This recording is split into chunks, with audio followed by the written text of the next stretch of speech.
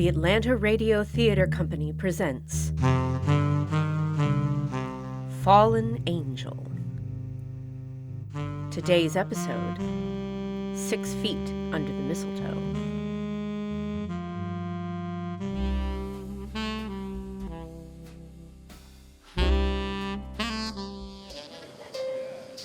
For most of the rolling year, the city stands hard as iron.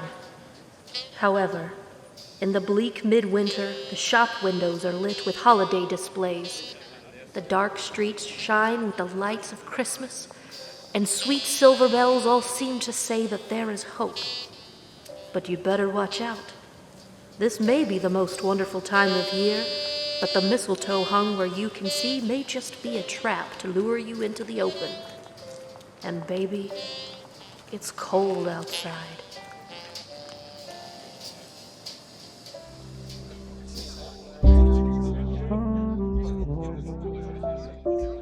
Pardon me, miss. If I could just... Sloan? Goborsky? Sloan, what are you doing here? What does it look like, Lieutenant? I'm enjoying the party. Since when do you enjoy parties? Since when do you get invited to parties? All right. You're awfully touchy for someone who's enjoying herself. I'm working a case. I hope you're not undercover. You stick out like a sore thumb. Yeah, well, I'm not cut out for these high society shindigs. This house looks like an art museum. If I may say so, you fit right in.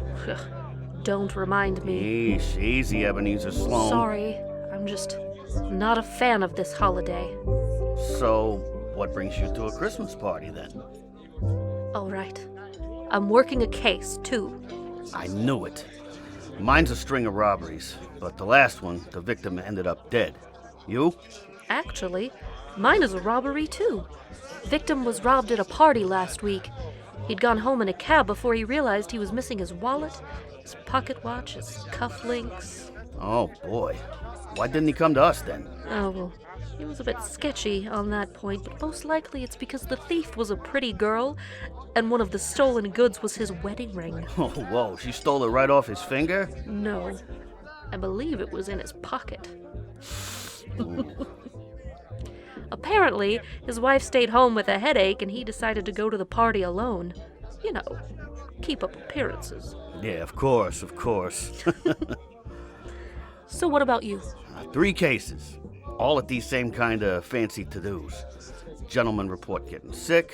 A young lady appears to notice and shows concern. She helps them off with their jackets and helps herself to their valuables. Only at the one last night, the victim didn't just get sick. He died. So now it's a homicide, and here I am. You say they all got sick? Yeah, why? My guy got sick. He'd been innocently chatting with a charming young lady and suddenly fell ill. She helped him out of his jacket, just like you said. And in the first 2 cases, the gents were home before they realized they'd been took because they were so sick. We're working the same case.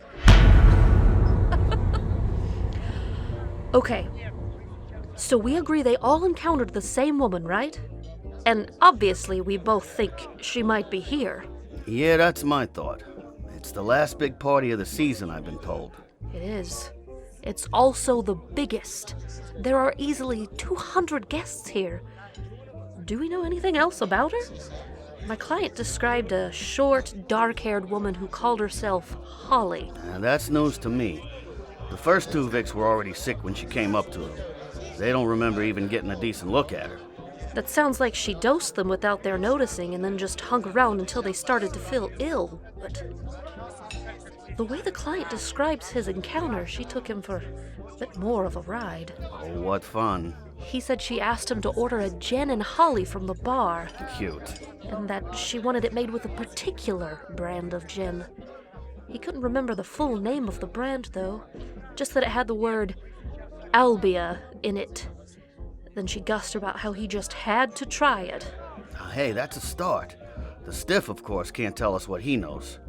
All we got is that he came stumbling in from the balcony, blue in the face and lighter in the pockets. They called an ambulance, but he asphyxiated before it got there. Wait a minute. My client said the same thing about being on the balcony when he got sick. I see where you're going. She'd started luring her victims away from the crowd at the party. Exactly. But your guy asphyxiated.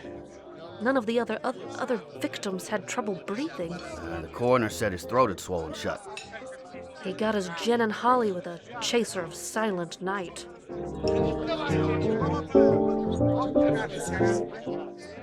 My dear young lady, don't look now, but you are standing under the mistletoe. Oh my goodness! However did that happen? Does that mean you want a kiss? Oh, I would never make so bold a demand, dear lady. But perhaps just a kiss on the hand. By all means, good sir. Aren't you the gentleman, Mr. De Veers. Walter De Veers. So pleased to meet you. Just call me Holly. Oh, now I'm sure you're pulling my leg. No, it's true. I was born on Christmas Eve. Oh, now, really, Miss Holly. Cross my heart. My mother used to say I was born under the Christmas star. And that's why I have this little birthmark. See? My, isn't that darling?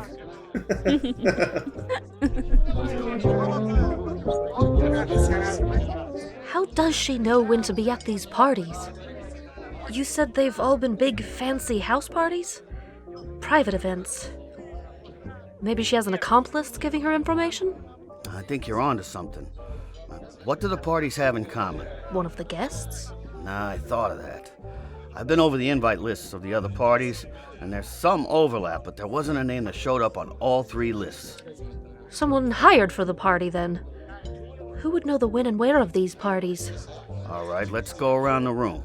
The cook, The servers? the bartender, Decorators? the cleanup crew, The florists? the musicians. With this many suspects, we're gonna have to keep a low profile. We don't want someone to tip her off and have her bolt on us. And meanwhile, she could be talking to her next mark even as we speak. That's a lot of ground to cover. I think we'd better split up. Copy that. I'll start poking around amongst the staff. Find out which of the other parties they worked. Good idea. I'll do some mingling. See if I can find out any more about our little bough of holly.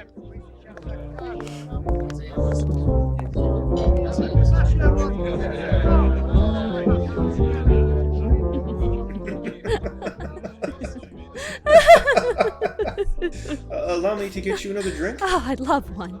What would you like? More champagne? Actually, ask him for a gin and holly. Well, that's perfect. I know, it's my drink.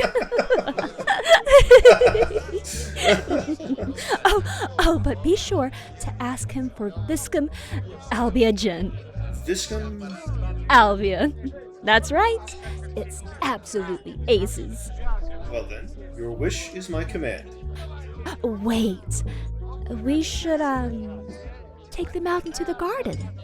It's so lovely out there, and I'd love to get some fresh air. That would be lovely. Perfect. I'll be waiting for you.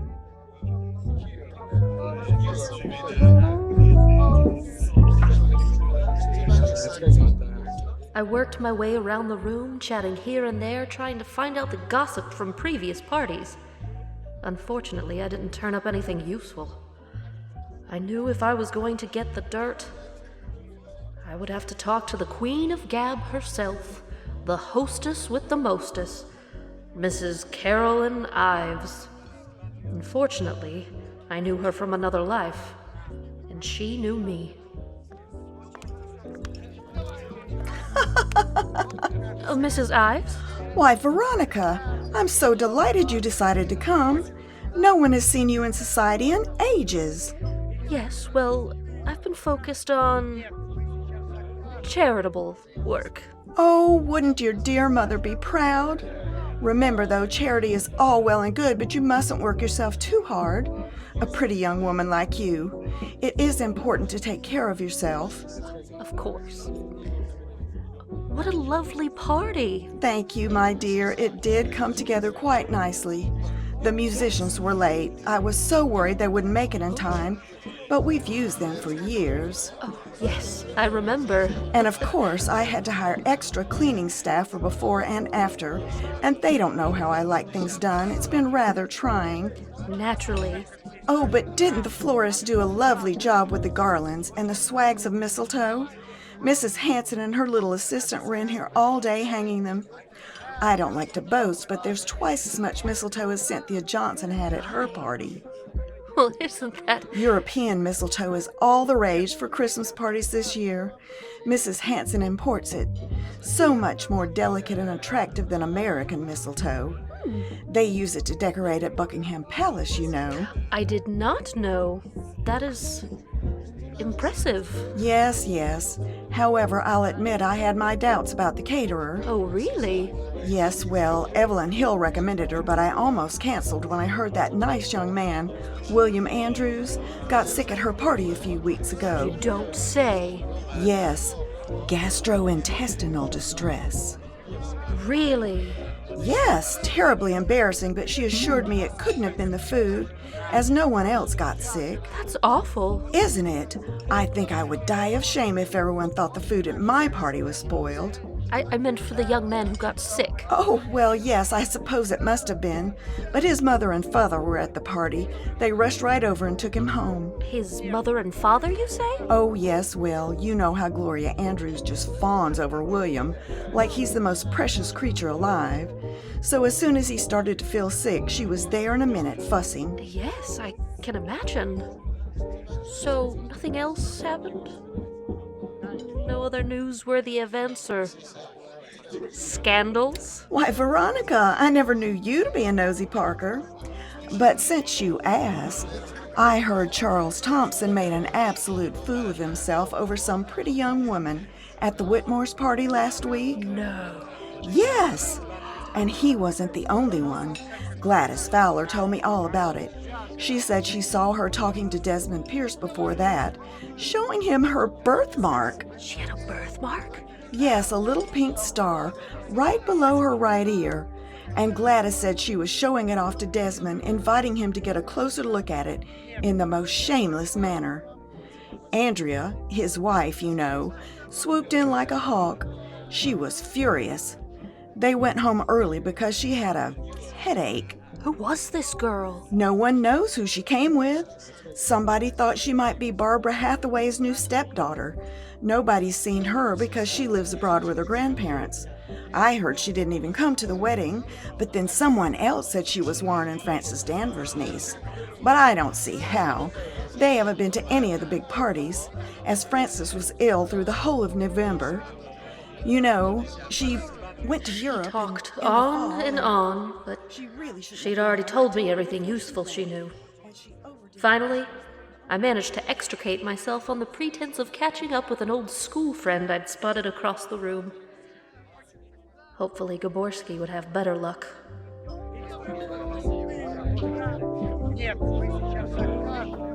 Evening, sir. Can I get you a drink? A friend of mine said I need to try something he had at another party. A gin and holly? Sure, coming up. Well, what kind of gin? Oh, right, it was something special. He said, something Albia. Yeah, I know the stuff you mean. You know, people keep asking for that gin, and I never heard of it before 2 weeks ago. Yeah, something special about it? Must be. They all ask by name. The first time I told the lady I didn't have it, I'd never seen it before. She insisted I check, and lo and behold, must be the latest thing all these swells want imported. They like to be able to say they have something rare, you know? Yeah, I get you. Say, when was that? A party I worked in this neighborhood on the 8th, I think. That'd be the Delancey party. Yeah, sounds about right. You there for that one? Yeah, I keep a busy social calendar. Say, you said the first time it was a lady? Sure was. Dark hair and eyes, a real looker. I thought I recognized her from somewhere else, but I couldn't place her. Seemed offended or something when I asked if we knew each other. Maybe I saw her at another party. You see some of these same faces if you work enough of these things, you know? Sure. She ever ordered it since then? At other parties? Nah. The other time was a gent, although I suspect he was ordering for a lady. He sounded like he didn't know what he was asking for, neither. Just like you. Why? You know her? I think we may have, mutual acquaintances. Hey, can I take this bottle with me?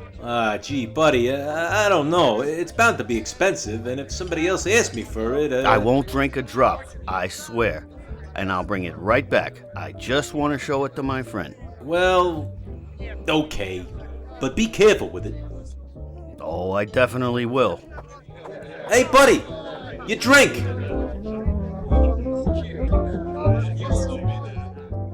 Sloan, you been busy? Tell me something good. I can tell you two good things, Goborsky. Hey, atta girl. What you got? Well, first of all, our suspect has a distinguishing mark. A little pink star-shaped birthmark below her right ear. Now you're talking. We can be on the lookout for that. And I'll call it into the station, see if she's got priors. Now, what's the second good thing? Mrs. Anthony Edward Ives, our hostess for the evening, tells me that a gentleman by the name of William Andrews got sick in a similar manner to your first two victims at the Hills Christmas party 3 weeks ago. It was the same night as the Johnson party, and just 2 blocks away from it where your victim got hit. So what? She hit 2 parties in the same night? Looks that way. However, William Andrews was not robbed. His doting mother and father came to rescue him within seconds of him feeling ill and ushered him home. All right. So she doses the guy at the first party and the con comes off without a hitch. Hits the second party, but misses her chance to lift the goods. So maybe the next week she tries a more sophisticated con. Take a look at what I found. Viscum albia herb-infused gin? Is that what she asked Thompson for? I've never heard of it. Neither had the bartender, until 2 weeks ago when a dark-haired woman ordered it at the Delancey party. Your second victim? Mm-hmm. Only I can't figure out how she got him to drink it. He said he never talked to her. Is he married? You know, as a matter of fact, he's engaged. His fiancée was with him at the house when I took his statement. Men. Ah, come on. Sorry. All right. So she chats him up, orders the drink, gets him to taste it. Why make such a production of ordering the drink? If she was still dosing it like in the first 2 cons, it wouldn't have mattered. So what's so special about this stuff? I believe I know the answer to that. The label does a pretty decent job of hiding it. But look up through the bottom of the bottle there. Are those berries? I believe they are. Want to take a guess at what kind?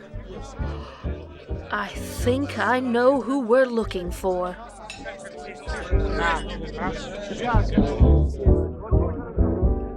Ollie, I'm over here. I come bearing drinks. I must say, this looks almost as delightful as you do. Oh, aren't you sweet? Does it really have holly in it? No, it's just cranberries. But I like it because it's so sour. It makes me pucker up, just like I'm under the mistletoe. That sounds delicious. You should try it. Try... My drink. Just a sip. See if you like it. Perhaps I will try just a little. Indeed. Very tasty and very sour.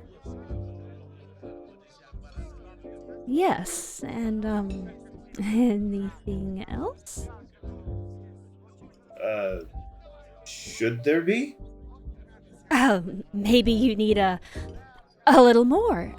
That is, I don't think you got a real taste. You should have another sip. What's wrong, Holly? Isn't it doing what you wanted? Or is there maybe something missing from your little cup of cheer? Hey! Let me go! Easy deuce? there, young lady. We need to talk. Lieutenant Goborsky, police. I'm afraid we have some questions for you. Veronica, the police are here. They're asking for you and a Lieutenant Goborsky. Right this way, boys. Yes, sir. What on earth is going on here? Hey! Don't touch me! Hold still. Ma'am, does this fit the description of the birthmark your friend told you about? Why, yes. That's hearsay. That's probable cause. We'll have eyewitnesses to confirm soon enough. What is this all about? Mr. De Veres, you were very nearly poisoned. And robbed. I beg your pardon? It's true. This is the 6th party Holly has hit this month, and the man she pulled this act on last night ended up dead. Good heavens. I didn't kill anybody. Oh, I don't think you meant for anyone to die. But if you're gonna play around with poisons, Holly, it's only a matter of time before something goes wrong. Poisons? See, at first, Holly's operation was simple. Go to a party, slip a little something into some rich gentleman's drink, and wait for him to get sick. Then she would rush up and offer to help him. Oh my goodness. Are you all right? Here, take off your jacket. You'll feel better. At which point she would lift his wallet, his cigarette case, and any other trinkets he might have in his pockets and take off.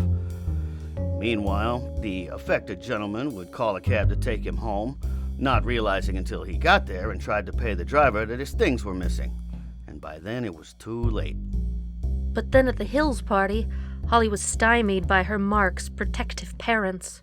So the next week at the Delanceys, she decided she'd lure her prey in first and get them alone somewhere, like the balcony or the garden, to be sure she got her prize. It's true. I was born on Christmas Eve. Yes, I'd love another drink. I know just what I want. Her chosen poison became more sophisticated as well.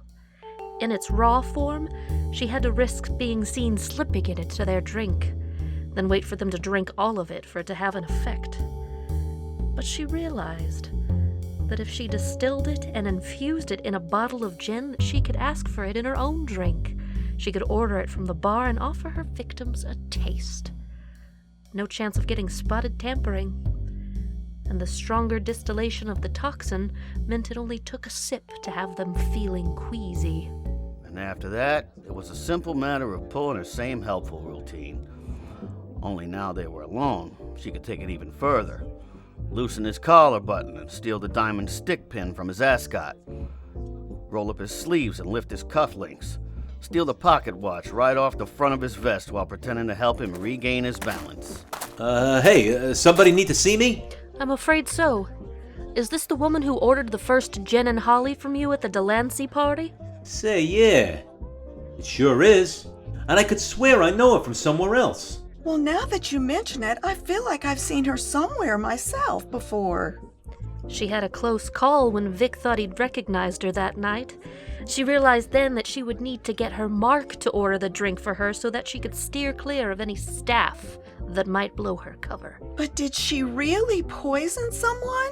Yes, have I been poisoned? No, Mr. De Veres, you have not. Lucky for you, I took the poison gin off the bar. But how did she get the toxin on the bar in the first place? Yeah, about that.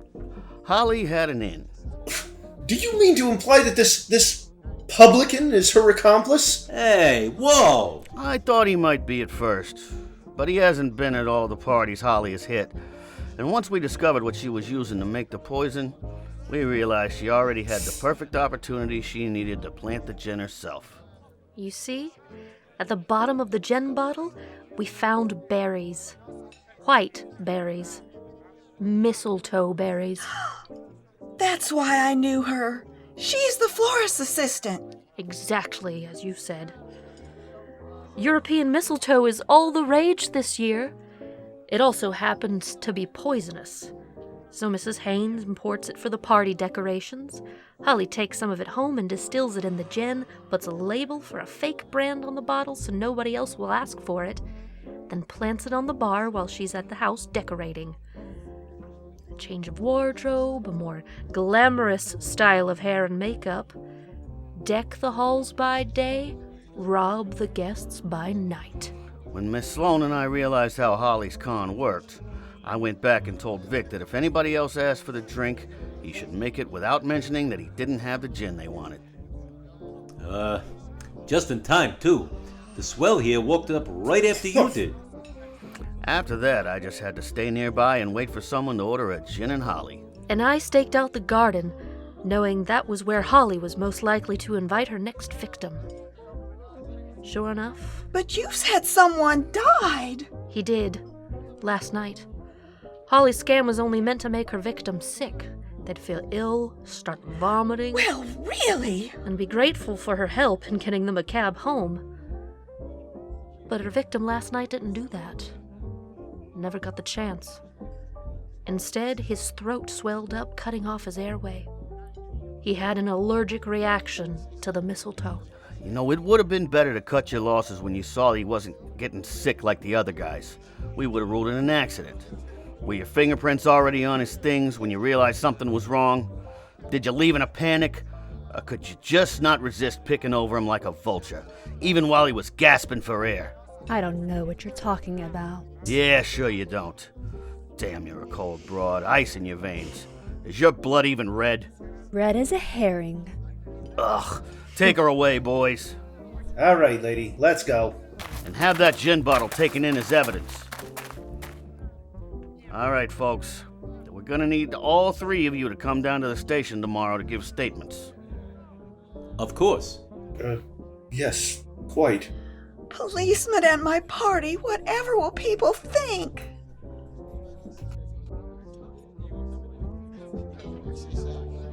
Well, Miss Sloane. That was something else. It was. We should have a drink. Celebrate. There's an open bar, and I hear it is now poison-free. Gee, I'd love to. But I'm gonna have to get over to the station, start on all the paperwork for this mess. I'm still on the job. Well, maybe next time. There will be other cases. Bound to be. There's no shortage of names on the naughty list in this town. Merry Christmas, Sloan. Merry Christmas, Goborsky. It had been far from a silent night. I looked out over the festive room full of light and warmth and good cheer. But I wondered, as I wandered among the guests, how many other squeezing, wrenching, grasping, covetous old sinners moved among them. Sometimes, peace on earth and goodwill towards men seemed like just a vision of sugar plums. But the hopes and fears of good people deserve to be met with kindness and to be defended as something precious. There were many days yet to come for when some poor soul, the only thing standing between them and the darkness, would be me. It was a heavy thought, sometimes too heavy. But for this one night, I would put darker thoughts aside. I would enjoy cheerful company and simply wish a Merry Christmas to all, and to all a good night.